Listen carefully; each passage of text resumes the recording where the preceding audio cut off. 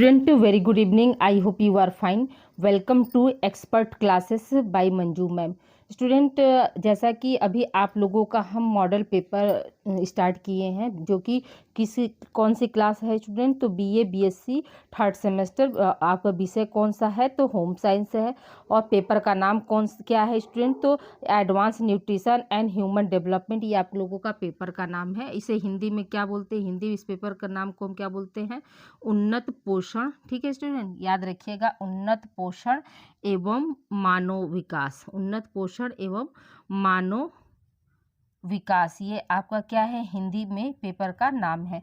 तो आज जो कि आप लोगों का ये पार्ट कौन सा होगा स्टूडेंट? ये आप लोगों का पार्ट जो है 3 है स्टूडेंट आज. ठीक है, तो बहुत से बच्चे अगर आज जो है पार्ट 1 और पार्ट 2, ठीक है, कौन सा है स्टूडेंट? याद रखिएगा कि पार्ट 1 और पार्ट 2 अगर नहीं देखे हैं तो वो पहले इस वीडियो को स्किप करें और पहले जाकर पार्ट 1 और पार्ट 2 देखें, फिर पार्ट 3 देखें. अगर आज आप पहली बार इस चैनल से जुड़े स्टूडेंट, तो चैनल को जो है सब्सक्राइब करके बेल आइकन को दबाकर नोटिफिकेशन, जिससे कि आपको मेरे आने वाली सारी वीडियो की नोटिफिकेशन आसानी से पहुंच जाएगी. तो ये हम कौन सा स्टार्ट किए स्टूडेंट? तो सेक्शन सी लॉन्ग क्वेश्चन आप लोगों का हमने स्टार्ट किया है. लॉन्ग क्वेश्चन कितने नंबर का होता है? तो एक एक क्वेश्चन जो है 20 नंबर का होता है. आप लोगों को 2 क्वेश्चन करना रहेगा, यानी 40 नंबर का होता है और एक क्वेश्चन जो है 20 नंबर का होता है. ठीक है, तो ये आज आपका कौन सा है? तो पार्ट 3 है स्टूडेंट. ठीक है, तो देखिए यहाँ पर पहला क्वेश्चन आप लोगों का क्या है कि शैशवावस्था में पोषण को सविस्तार समझाइए. ठीक है, तो शैशवावस्था में क्या है? पोषण को सविस्तार समझाइए. तो देखिए यहाँ पर क्या है कि जन्म से लेकर 1 वर्ष की अवस्था, यानी 0 से लेकर 12 वर्ष की अवस्था जो है शैशवावस्था कहलाती है. यह जीवन की सबसे महत्वपूर्ण अवस्था होती है, क्योंकि यही अवस्था शिशु के सर्वांगीण विकास का आधार है. ठीक है, यहाँ पर क्या कहा जा रहा है? सबसे पहले आप क्या बताएंगे स्टूडेंट की जन्म से लेकर 1 वर्ष की अवस्था जो है शैशवावस्था कहलाती है और यह जीवन की क्या होती है? सबसे महत्वपूर्ण अवस्था होती है. क्यों? क्योंकि इसी में क्या होती है, जो एक शिशु का जो है सर्वांगीण यानी पूरी विकास की एक तरह से कहा जा सके कि आधारशिला रखा जाता है. ठीक है, इस अवस्था में यदि शिशु के पोषण एवं स्वास्थ्य पर समुचित ध्यान नहीं दिया जाता है, तब क्या होता है? तब देखिए तो एक रुकिए, हाँ, तो इसका प्रभाव, ठीक है, तो इसका प्रभाव शिशु के संपूर्ण जीवन पर पड़ता है. देखिए शाम का जो है 4:44 हो रहा है स्टूडेंट. ठीक है, तो कॉलेज में इस समय जैसा कि आप सभी लोग जान रहे हैं कि थर्ड सेमेस्टर और प्लस 5th सेमेस्टर दोनों का एग्ज़ाम चल रहा है. तो ड्यूटी करके आते हैं, थोड़ा लेट होता है. वीडियो आपको पर डे जब तक कि आप लोगों का एग्ज़ाम नहीं हो जाता है, तो आप लोगों को हार्डली 7 बजे तक मिल जाएगा वीडियो. तो आप लोग जल्दी जल्दी अपना सारा काम सबमिट कर 7 बजे आप लोग जो है क्लास अटेंड कर लीजिएगा. 7 बजे देखना शुरू कर देंगे तो उसके बाद क्या होगा? उससे आपको फ़ायदा होगा कि आप ना 2-3 बार इसको रिविज़न कर सकते हैं. आपको कोई भी मतलब परेशानी नहीं होगी. कम से कम एक वीडियो को 2 बार अगर आप देख लेंगे तो आपको याद हो जाएगा. ठीक है, तो देखिए यहाँ पर क्या है कि शैशवावस्था में वृद्धि एवं विकास तीव्र गति से होती है. इस अवस्था में शिशु की इतनी तीव्र गति से शारीरिक वृद्धि होती है कि जितना कि संपूर्ण काल में नहीं होता है. कहने के यहाँ पर अर्थ क्या है कि जन्म के समय सभी अगर बच्चे का वजन, ठीक है, जन्म के समय अगर बच्चे का वजन जो है 3 kg का है, ठीक है, बच्चा अगर 3 kg का पैदा हुआ है तो 1 साल में क्या हो जाता है? 1 साल में वो 9 kg का बच्चा हो जाता है. ठीक है, यानी 1 साल के अंदर आते आते क्या हो जाए, उसका वेट कितना हो जाता है? 9 किलो का हो जाता है. ठीक है, तो यही क्या है, उसका शारीरिक विकास बहुत तेजी से होता है. अब आइए बात करते हैं हम शैशवावस्था में पौष्टिक तत्वों की आवश्यकता, या उसी को क्या कह सकते हैं? शैशवावस्था में पोषण. ठीक है, शैशवावस्था में क्या है? पौष्टिक तत्वों भी अगर पूछेगा तो भी आपको यही आंसर लिखना है, और अगर पोषण करके भी आता है तो भी आपका यही आंसर होगा. तो देखिए यहाँ पर क्या है, शिशु के लिए आवश्यक पोषक तत्वों के बारे में जानकारी होनी चाहिए, जो शिशु की शारीरिक एवं मानसिक विकास के लिए अति आवश्यक होती है. यह पौष्टिक तत्व जो है निम्नलिखित है. ठीक है। तो इसमें अब देखिए पौष्टिक तत्व या पोषक तत्व कितने तरह के होते हैं। तो आप सभी लोग अगर मेरा को करिकुलर फर्स्ट सेमेस्टर में आप सभी लोगों ने मुझसे पढ़ा होगा, तो को करिकुलर में हमने आप लोगों को 6 जो है पोषक तत्व या पौष्टिक तत्व के बारे में बताया था।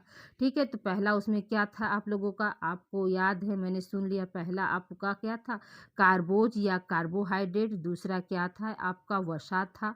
ठीक है, तीसरा क्या था स्टूडेंट, तीसरा था प्रोटीन। ठीक है, तीसरा क्या था, प्रोटीन था। चौथा क्या है आपका, तो विटामिन हो जाएगा। चौथा क्या हो जाएगा, विटामिन हो जाएगा।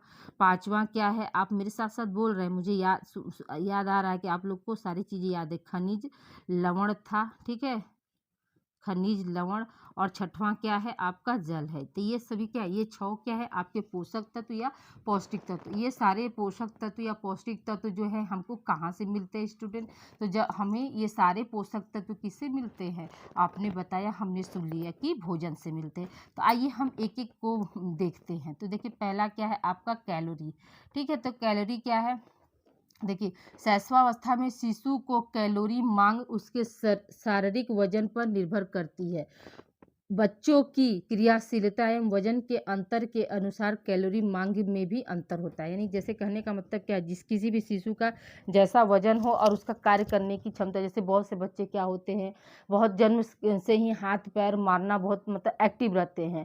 तो जाहिर सी बात है कि हाथ पैर अपना फेंकेंगे, मारेंगे, उल्टेंगे, पलटेंगे, तो क्या होगा, एनर्जी की लॉस होगी ना, एनर्जी जो है खर्च होगी, तो उनको एनर्जी की मांग क्या होगी, बढ़ेगी। तो वो क्या है, वो उनके वजन और क्रियाशीलता पर निर्भर करती है। फिर क्या, शिशु की दैनिक कैलोरी मांग प्रारंभ के दिनों में अधिक होती है। प्रथम सप्ताह, ठीक है, प्रथम सप्ताह में 120 किलो कैलोरी प्रति किलोग्राम, यानी इसको हम ऐसे लिख सकते हैं 120, ठीक है, फिर किलो, फिर कैलोरी प्रति क्या है, किलोग्राम, ये इस तरह से लिखाएगा। ठीक है, तो इसको आप लोग इस तरह से लिख लीजिएगा, किलो कैलोरी प्रति ग्राम शारीरिक वजन के अनुसार होती है। ठीक है, जबकि एक वर्ष में ऊर्जा मांग घटकर, जैसे ही मतलब एक वर्ष का बच्चा होता है तो उसका ऊर्जा मांग क्या होता है, घटकर क्या होता है, 108 किलो कैलोरी प्रति किलोग्राम शारीरिक वजन हो जाता है। ठीक है, अब आइए देखते हैं हम प्रोटीन कितना उसको चाहिए। तो प्रोटीन क्या है, प्रोटीन शरीर की वृद्धि एवं भरण पोषण के लिए आवश्यक है। शरीर की प्रत्येक कोष अपनी कार्य क्षमता, वृद्धि, टूट फूट की मरम्मत आदि के लिए प्रोटीन पर निर्भर रहता है। यानी जो हमारे बॉडी में जो कोशिकाएं होती हैं, जो सेल्स होती हैं, उनकी जो टूट फूट होती है, तो उसकी मरम्मत में कौन सा एलिमेंट्स, कौन सा पोषक तत्व जो है सहायक होता है स्टूडेंट, याद रखिएगा कि प्रोटीन जो है उसमें सहायक होता है। ठीक है, अब देखिए यहाँ पर क्या है कि 2 माह के शिशु के लिए 2.2 ग्राम प्रति किलो कैलोरी, ठीक है, यहाँ पर किलो प्रति किलो, ये होगा प्रति किलो ग्राम शारीरिक वजन के अनुसार, तथा 7 मतलब जब 2 माह का बच्चा तो उसको कितना चाहिए, 2.2 चाहिए। ठीक है, फिर क्या, 7 से 12 माह के शिशु के लिए जो 1.8 ग्राम प्रति किलोग्राम शारीरिक वजन के अनुसार प्रोटीन की प्रस्तावना की गई है। ठीक है, तो यानी 2 माह में उसको कितना चाहिए प्रोटीन, तो 2.2, और जैसे ही वो 7 से लेकर 12 माह होता है तब उसको प्रोटीन की रिक्वायर कितनी हो जाती है, तो 1.8 ग्राम हो जाती है। अब आइए देखिए हम कार्बोहाइड्रेट की बात करते हैं। तो कार्बोहाइड्रेट में क्या है कि नवजात शिशु का पाचन अंग अत्यंत ही अपरिपक्व होता है। अतः अपरिपक्व का मतलब क्या हुआ कि ठीक तरह से कार्य नहीं करना, अभी उसमें क्या है, मैच्योरिटी नहीं आई है। अतः केवल सरल शर्करा को ही पचा पाता है। शिशु का प्रमुख आहार क्या होता है स्टूडेंट, आपने बताया, हमने सुन लिया, दूध होता है। क्या है, शिशु का प्रमुख आहार क्या होता है, दूध होता है। दूध में लैक्टोज शर्करा पाई जाती है। दूध में कौन सी शर्करा पाई जाती है, तो आप लोग याद रखिएगा कि दूध में जो है लैक्टोज शर्करा पाई जाती है। लैक्टोज शरीर में कैल्शियम एवं फास्फोरस के अवशोषण तथा उपयोगिता को क्या करता है, बढ़ाता है। लैक्टोज क्या करता है, लैक्टोज जो होता है शरीर में जो है कैल्शियम और फास्फोरस के अवशोषण यानी एब्जॉर्प्शन की क्षमता और उसकी उपयोगिता को बढ़ाता है। साथ ही आंतों में लाभदायक बैक्टीरिया भी उत्पन्न करता है। गाय के दूध में माता के दूध की अपेक्षा कम शर्करा होती है। इसमें चीनी शर्करा विद्यमान रहती है। डेक्सट्रोज, ठीक है, ये कुछ जो है आपके जो है शर्करा के नाम है। तो क्या क्या जैसे स्टार्टिंग के समय में बच्चों को दिया जाता है, तो डेक्सट्रोज हो गया, माल्टोडेक्सिन मिश्रण, इन्वर्टर, सुपर सिरप भी शिशु के दूध में मिल सकते हैं। ठीक है, मिलाकर आप दे सकते हैं। ठीक है, मिलाकर दे सकते हैं। अब देखिए हम वसा की बात करते हैं। तो वसा क्या है कि वसा से शरीर को ऊर्जा एवं ऊष्मा मिलती है। वसा शिशु के उत्तम स्वास्थ्य के लिए अत्यावश्यक है। वसा के द्वारा आवश्यक वसा, ठीक है, अम्लों द्वारा वसा में घुलनशील विटामिन ए, डी, ई, के की पूर्ति होती है। ठीक है, तो वसा में घुलनशील विटामिन कौन से होते हैं, तो आप लोगों को हमने को करिकुलर की क्लास में बताया है कि वसा में घुलनशील विटामिन कौन से होते हैं। तो ए, डी, ई की इसको हम कैसे याद करने के लिए बताए थे स्टूडेंट, इसका ट्रिक क्या था, तो कीड़ा था। ठीक है, और जल में घुलनशील विटामिन कौन कौन से हैं, तो हमने क्या बताया था, विटामिन बी और सी। विटामिन बी और सी क्या है, ये जल में जो है घुलनशील विटामिन है। ठीक है, और इसका ट्रिक क्या था, आपका कीड़ा था। अब आइए हम बात करते हैं विटामिन की। विटामिन कितना चाहिए उसको देखते हैं। विटामिन की क्या आवश्यकता होती है शैशवावस्था में, तो विटामिन सुरक्षात्मक तत्व होते हैं जिनसे शरीर के रोगों से सुरक्षा मिलती है।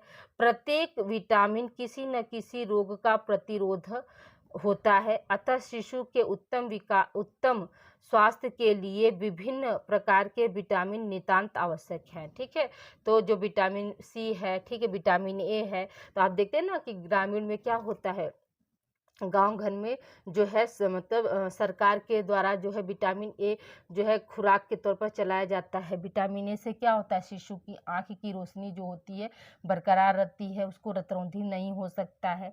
तो इसलिए शुरुआत से ही विटामिन ए जो है उसको दिया जाता है। ठीक है, वैसे सारे विटामिन्स जो है ज़रूरी है, और सब बच्चों को क्या है, सभी पूरक आहार बना बना के उनको जो है मतलब उसमें जैसे जब बच्चा जो है आपका 6 मंथ का हो जाता है, तो आप सभी लोग देखते हैं ना, बच्चे जब 6 महीने को जाते हैं तो उनको मतलब चावल का पानी, चावल का पानी, दाल का पानी, सब्जी का सूप, ये सब बना के क्या होता है छोटे बच्चों को लोग मतलब पिलाते हैं चम्मच से। ठीक है, तो अब देखिए यहाँ पे क्या है, खनिज लवण में क्या है, शरीर वृद्धि एवं शरीर के विभिन्न भागों के स्वास्थ्य की उत्तमता के लिए खनिज लवण अत्यावश्यक होते हैं। अस्थियों एवं दांतों के विकास के लिए कैल्शियम एवं फास्फोरस नितांत आवश्यक खनिज लवण है। ठीक है, घेंघा रोग से बचाव के लिए तथा समुचित बौद्धिक एवं मानसिक विकास के लिए क्या होता है, आयोडीन जो होता है अति आवश्यक होता है, खनिज लवण है। ठीक है, तो ये सब क्या, सब आपके शैशवावस्था में इम्पॉर्टेंट जो पौष्टिक तत्व थे वो 6 हमने यहाँ पे आप लोगों को बता दिया। और अब तक क्या किए होंगे, अब तक आप लोगों ने जो है लाइक का जो प्रेस बटन है उसको आप लोगों ने प्रेस कर दिया होगा, वीडियो लाइक हो गई होगी। हाँ, और अभी तक आप लोगों ने बहुत से लोगों को आप लोगों ने शेयर भी कर दिया होगा। स्टूडेंट देखिए, स्टूडेंट आप लोग, मैं इतना मेहनत आप लोगों के लिए कर रही हूँ इस वक्त कि व्यू जो है आप, मेरा वही रहता है कि 200 तक पहुँच जाए, लेकिन व्यू जो है 200 तक नहीं पहुँच पा रहा है, बहुत हो रहा है, तो बस 40 या 45 तक ही पहुँच पा रहा है। तो आप लोगों का जो है सहयोग मेरे लिए बहुत ज़्यादा ज़रूरी है। अगर मान लीजिए आप लोगों को सेशन अगर नहीं पसंद आ रहा है तो आप लोग मैसेज कर दीजिए, हम इसको भी बंद कर देंगे। ठीक है, तो प्लीज़ अगर आप लोग चाहते हैं कि मुझे भी मोटिवेशन मिले तो आप लोग ये वीडियो को ज़्यादा से ज़्यादा लोगों को भेजिए स्टूडेंट। ठीक है, और वीडियो को लाइक ज़रूर करिए। अगर नहीं आपको पसंद है तो फिर हम इसको मतलब बंद भी कर सकते हैं, अगर आप लोगों का इच्छा नहीं है तो। देखिए, अब दूसरा प्रश्न हमारा क्या है कि आहार आयोजन से क्या अभिप्राय है, इसके महत्व को बताइए। तो देखिए यहाँ पर क्या है कि भोजन के 7 भोज्य समूह के भोज्य पदार्थों की मात्रा को आहार में इस तरह से आहार में इस तरह से सम्मिलित करना जिससे कि परिवार के सभी सदस्यों को सभी पौष्टिक तत्व पर्याप्त मात्रा में मिल सके तथा वह स्वस्थ एवं निरोग रहकर अपने अपने कार्यों एवं उत्तरदायित्वों का निर्वहन पूर्ण कुशलता से कर सके। यही क्या है, आपका आहार नियोजन कहलाता है। ठीक है, तो आहार नियोजन प्रश्न क्या है आपका स्टूडेंट, एक मिनट थोड़ा सा, क्या है, आहार नियोजन से क्या अभिप्राय है और इसके महत्व को बताइए। तो देखिए यहाँ पर हमने अभी आप लोगों को बताया कि मतलब भोजन के सभी पोषक तत्वों को इस तरह से शामिल करना जिसमें क्या हो, परिवार के सभी सदस्यों को सभी तरह के यानी जितने भी पोषक तत्व हैं वो सब क्या हो, भोजन में मिल सके और वह एक अच्छा जीवन जी सके निरोग होकर ना, कोई उनको बीमारी न हो, ऐसे चीज़ों को भोजन में शामिल करना, यही क्या है, हमारा आहार नियोजन कहलाता है। अब देखिए यहाँ पर क्या है, अगला पॉइंट हम समझते हैं, उपज के साधनों को मितव्ययता ढंग से प्रयोग में लाते हुए पारिवारिक आहार संबंधी लक्ष्यों को प्राप्त करने के लिए जो भी प्रक्रियाएं या साधन अपनाए जाते हैं वही हमारा क्या है, आहार प्रबंध यानी आहार प्रबंध यानी डाइट मैनेजमेंट कहलाता है। ठीक है, तो आई होप यहाँ तक समझ में आप लोगों को आ गया होगा कि आहार नियोजन क्या है और आपका आहार प्रबंध क्या है। उपज के साधनों के आधार पर मतलब क्या हुआ कि मतलब जो भी सामग्री उपज हो रही है, और मितव्ययता का मतलब होता है कि कम खर्च, मितव्ययता का मतलब क्या होता है, कम खर्च में हम कैसे मतलब अपने खान पान का जो है खर्च होगा। ठीक है, कम खर्च में हम कैसे अपने खान पान को और सभी पोषक तत्वों को पा सकते हैं, वही चीज़ हमारा क्या है, मितव्ययता में के अंतर्गत है। अब आइए देखिए हम बात करते हैं आहार आयोजन का महत्व एवं उद्देश्य।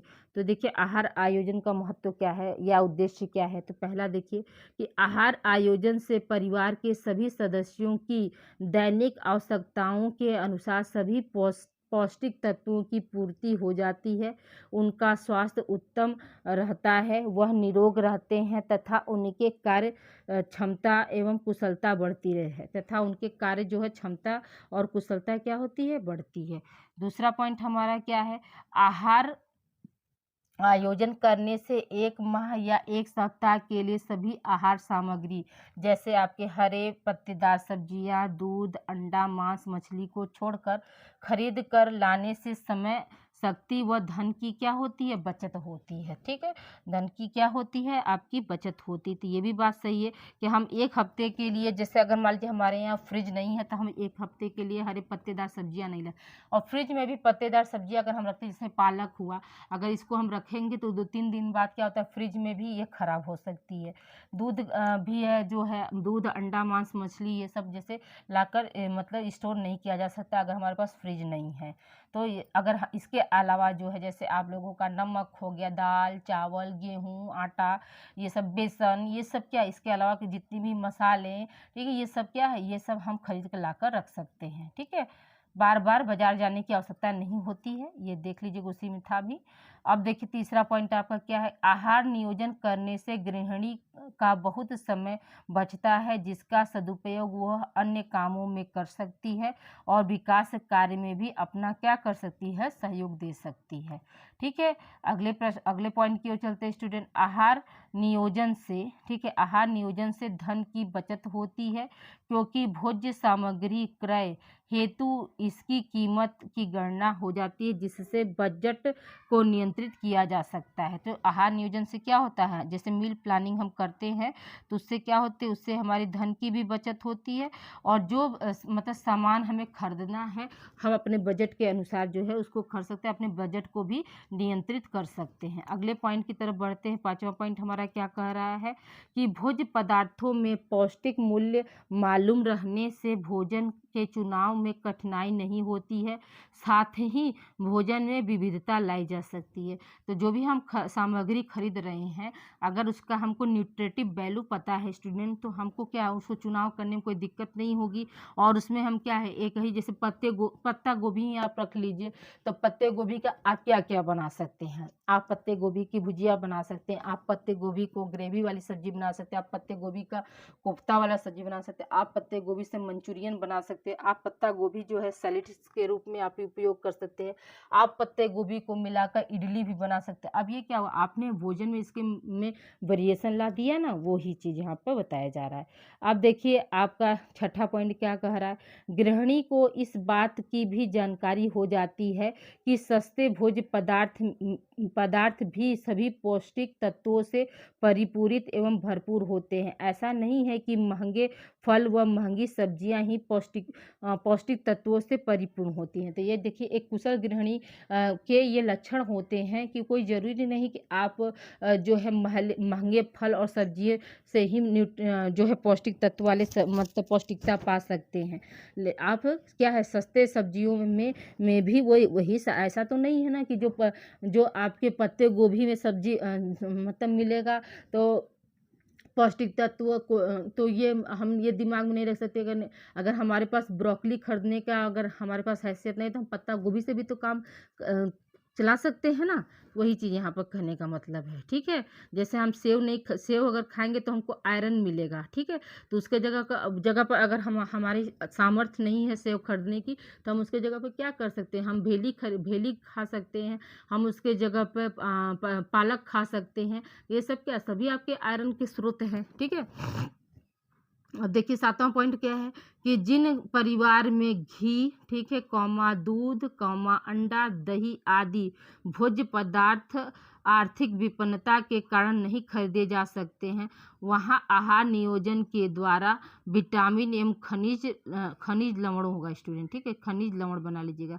खनिज लवणों की पूर्ति हेतु सस्ते फल, सस्ती सब्जियां जैसे पालक हुआ, बथुआ हुआ, गाजर हुआ, मूली हुआ, पपीता हुआ, लौकी आदि खरीद का आहार में सम्मिलित किया जा सकता है, ठीक है। तो ये कोई ज़रूरी नहीं कि दूध दही अंडा ये सब हम डेली में खाएं ना। हमारे पास अगर सामर्थ्य नहीं है तो हम उसके जगह पे क्या कर सकते हैं, उसके जगह पर हम सस्ते फल ले सकते हैं, सब्जियां ले सकते हैं, पालक, बथुआ, गाजर, मूली, पपीता, लौकी ये सब खरीद कर भी हम अपने जो है अपने आप को स्वस्थ रख सकते हैं और निरोग बना सकते हैं, ठीक है।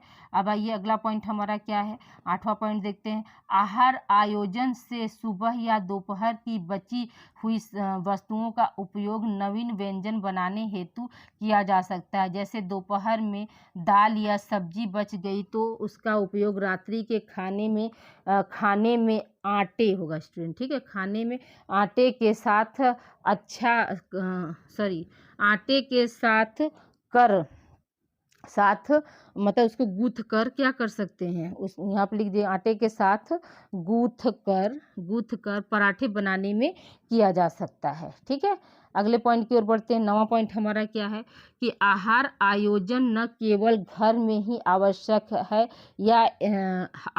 है या अथवा एक या दो व्यक्तियों के लिए आवश्यक है। आहार नियोजन का ये मतलब नहीं कि ये सिर्फ घर के लिए ही आवश्यक है या एक दो व्यक्तियों के लिए आवश्यक है, ऐसा कुछ नहीं है, बल्कि इसका उपयोग क्या होता है, छात्रावास, ठीक है, होटल, कैंटीन, अस्पताल, वायुयान भोजन सेवा एक में है, रेलवे कैंटीन आदि स्थानों में भी किया जा सकता है, ठीक है।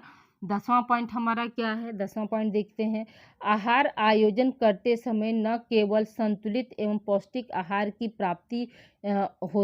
प्राप्ति ही आवश्यक है, बल्कि भोजन आकर्षक, मनोहारी, स्वाद युक्त, सुपाच्य होनी चाहिए, जिससे व्यक्ति को पूर्ण तृप्ति एवं संतुष्टि की प्राप्ति हो सके। तो आहार आयोजन करते समय क्या करना चाहिए, गृहिणी को जो है उसमें जैसे कि पौष्टिक तत्व जो है कैसे मतलब क्या है, उसकी गुणवत्ता क्या है, इस पर भी ध्यान देना चाहिए। और भोजन क्या होना चाहिए, आकर्षक होना चाहिए, मनोहारी और स्वादयुक्त और सुपाच्य भी होना चाहिए, ठीक है।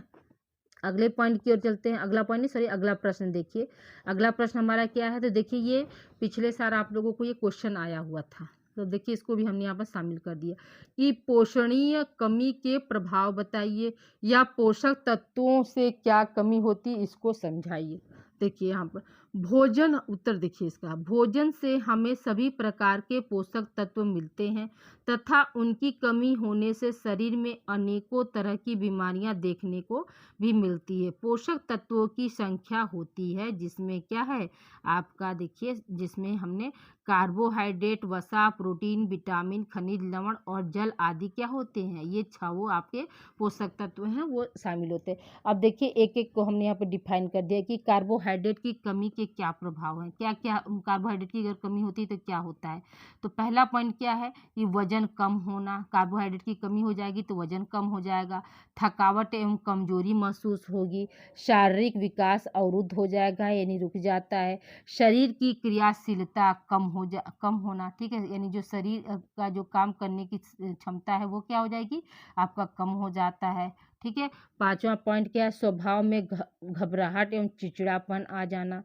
छठा पॉइंट हमारा क्या है, कुपोषण के लक्षण प्रकट होना तथा त्वचा पर झुर्रियां पड़ जाना, ठीक है। ये क्या थे, ये आपके जो है कार्बोहाइड्रेट की कमी के प्रभाव थे। अब आइए देखिए प्रोटीन की कमी से कौन सा जो है रोग होता है, तो क्वाशियोरकर होता है और सूखा रोग या मैरास्मस होता है।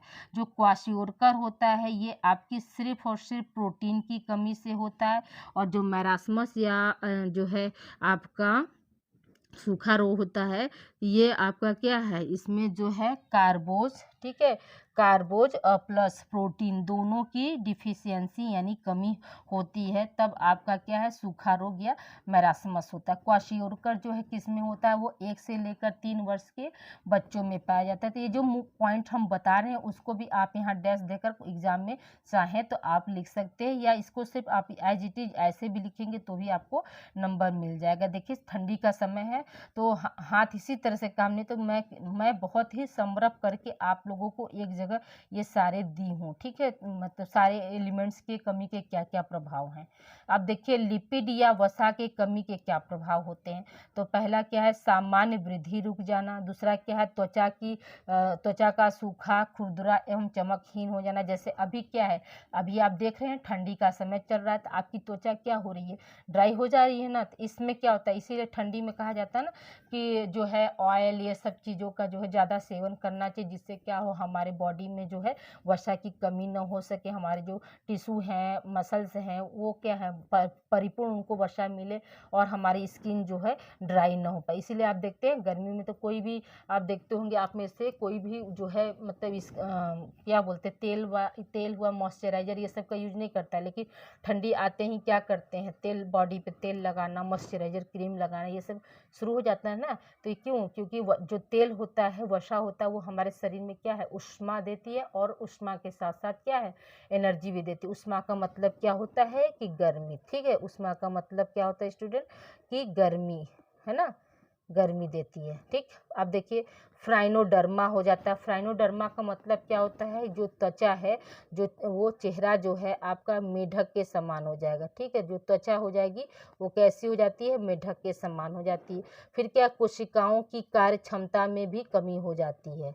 फिर आपका संतान उत्पत्ति के लिए क्या होता है, ये आवश्यक होता है। अब आइए देखिए हम विटामिन के कमी के प्रभाव देखते हैं। नहीं, विटामिन के कमी से कौन कौन सा जो है डिफिशियंसी या रोग देखा जाता है। तो देखिए हमने यहाँ पे एक जगह ही सब विटामिन का लगभग जो है मतलब बीमारी जो है मेंशन कर दिया। तो देखिए विटामिन ए की कमी से क्या होता है, शारीरिक वृद्धि रुकावट हो जाती है, शारीरिक वृद्धि में रुकावट हो जाती है, ठीक है, गुर्दे में पथरी बनना शुरू हो जाता है। फ्रीनोडर्मा यानी जो हमारी जो त्वचा है वो क्या है मेढक के समान हो जाएगी। प्रजनन शक्ति जो होती है क्षीण हो जाती है, रतौंधी हो जाती है, जीरोप्थैल्मिया हो जाता है, कैरोटोमैलेशिया हो जाता है, जीरोसिस हो जाता है। ये सब आप लोगों को हमने मतलब जो है आप लोग को करिकुलर की क्लास में जाकर अभी भी समय है आप लोगों का, तो प्ले लिस्ट से जाकर जितने भी हमने खनिज लवण जैसे विटामिन ए की कमी से क्या है ये सब हम आपको पढ़ाए हैं, तो आप वहाँ से भी जाकर डिटेल में अगर देखना है तो आप वहाँ से भी जाकर देख सकते हैं, सारे पॉइंट्स को वहाँ से क्लियर हो जाएगा।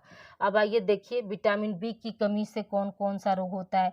तो विटामिन बी की कमी से देखिए चिलोसिस किस विटामिन की कमी से होता है, तो विटामिन B2 के, बेरी विटामिन B1, ठीक है। पेलेग्रा क्या होता है, विटामिन B3, रक्त अल्पता जो है आपका जो है फॉलिक एसिड, या इसी को हम क्या बोलते हैं, विटामिन B6 बोलते हैं, ठीक है। विटामिन B6 भी बोलते हैं, ठीक है। ये सब क्या, पर्निशियस रक्त अल्पता जो है विटामिन B12 की कमी से होता है। ये सब आप लोगों को हमने को करिकुलर वाले क्लास में डिटेल में पढ़ाया है, ठीक है। आप देखिए यहाँ पर विटामिन सी की कमी से कौन सा रोग होता है, तो स्कर्वी रोग हो जाता है। विटामिन डी की कमी से क्या होता है, रिकेट्स होता है, टिटेनी हो जाता है, दांतों का सड़ना, ऑस्टियोमलेशिया किस में होता है, तो जो वयस्क होते हैं उनमें जो है ऑस्टियोमलेशिया होता है, और ऑस्टियोपोरोसिस किस में होता है, तो वृद्धों में होता है, यानी बुजुर्गों में देखने को मिलता है, ठीक है। तो ये सब आप लोगों को हमने वहाँ पे डिटेल में पढ़ाया है।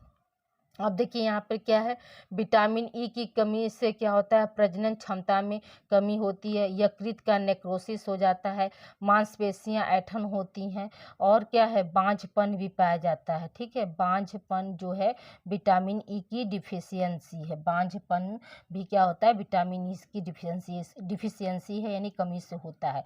इसको भी आप लोग यहाँ पर ऐड कर लीजिएगा। फिर क्या है, विटामिन के, ठीक है, विटामिन के की कमी से रक्त में प्रोथ्रोम्बिन होगा, ये देखिए गलत लिखा गया है,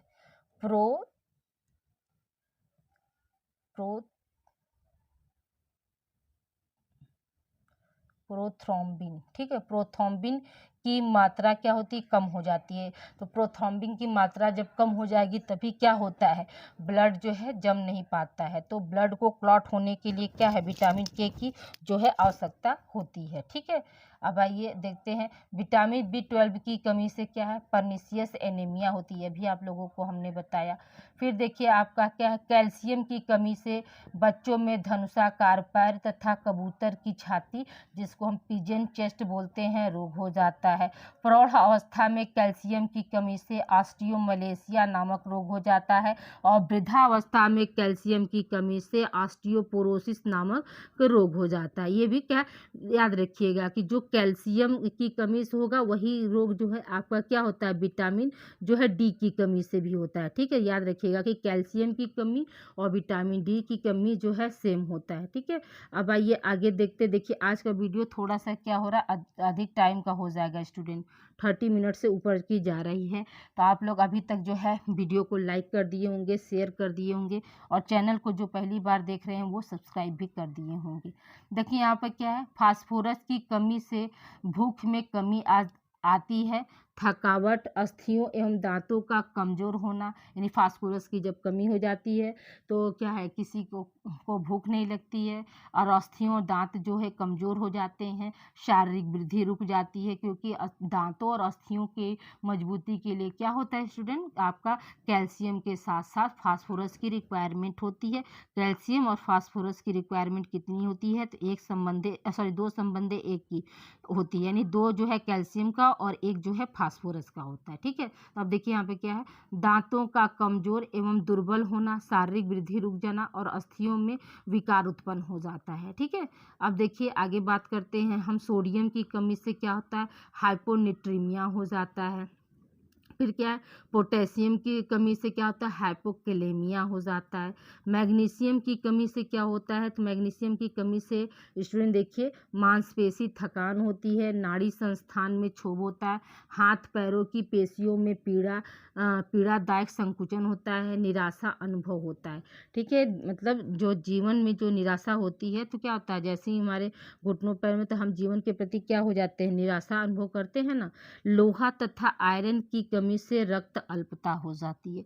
आयोडीन की कमी से क्या होता है, घेंघा या गलकंठ नामक रोग हो जाता है, ठीक है। अगला देखिए आपका क्या है, नेक्स्ट है, तांबे की कमी से जो है विल्सन का रोग, मैंकी सिंड्रोम आदि हो जाता है। तांबे की कमी से क्या होता है, विल्सन का रोग और मैंकी सिंड्रोम हो जाता है। जिंक या जस्ता की कमी से मनुष्यों में इसकी कमी से घाव देरी में भरते हैं, बाल झड़ते हैं, त्वचा में घाव हो जाता है, प्रजनन अंगों का ठीक प्रकार से विकास नहीं हो पाता है, जिसकी वजह से क्या होता है, उनकी लैंगिक क्षमता जो होती है वो कम हो जाती है। अगला पॉइंट हमारा क्या है, कोबाल्ट की कमी से भूख कम लगता है तथा वजन कम हो जाती है और पेशियों का क्या होता है, पेशी क्षय हो जाता है। ठीक है, ये सब क्या थे, ये आपके सब आज देखिए 12 पेज का पूरा पीडीएफ था। आज आप लोगों का ये 3 क्वेश्चन हमने कंप्लीट कर दिया, जो कि आपके एग्जामिनेशन के पॉइंट ऑफ व्यू से मोस्ट इम्पॉर्टेंट है स्टूडेंट। तो मिलते हैं हम अगली क्लास में। तो प्लीज़ आप लोग वीडियो को लाइक करना और शेयर करना ना भूलें स्टूडेंट, इससे मुझे भी मोटिवेशन मिलता है।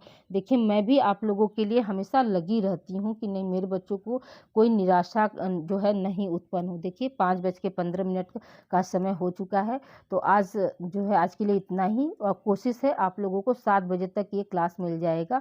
और प्लीज़ आप लोग मुझे भी मोटिवेट करने के लिए कमेंट कीजिए और वीडियो को ज़्यादा से ज़्यादा जो है आप लोग शेयर कीजिए। ठीक है, कम से कम एटलीस्ट 100 व्यू तो आज आप लोग पहुंचा दीजिए। ओके स्टूडेंट, मिलते हैं हम अगली क्लास में। Thank you for watching. अपना ध्यान रखिएगा और बस पढ़िए। आज देखिए पार्ट 3 हो गया, कल आपका पार्ट 4, और उसके बाद 2 दिन अभी मेरे पास समय है, आप लोगों को 60 क्वेश्चन भी आप लोगों को हम दे देंगे।